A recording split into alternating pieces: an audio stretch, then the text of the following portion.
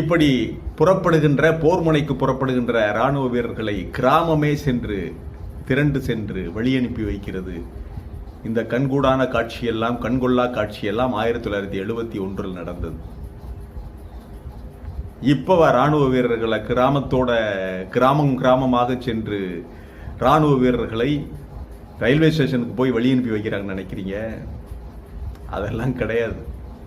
போறவன் அப்படியே போகட்டும், திரும்பி வரக்கூடாதுன்னு நினைக்கிறவனா தான் இருக்கிறான் பக்கத்து வீட்டுக்காரன். அப்படி ஆகி போச்சியா நாடு.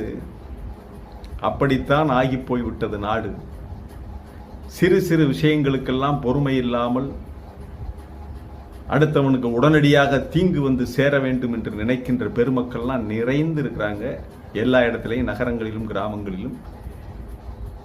இதையெல்லாம் தாண்டித்தான் நம்முடைய வீரர்கள் போர் முனைக்கு செல்ல வேண்டும். அது 1971 அப்படிப்பட்ட காலகட்டம். இன்றைய காலகட்டத்தில் போர் யுத்தம் வந்துவிட்டதா?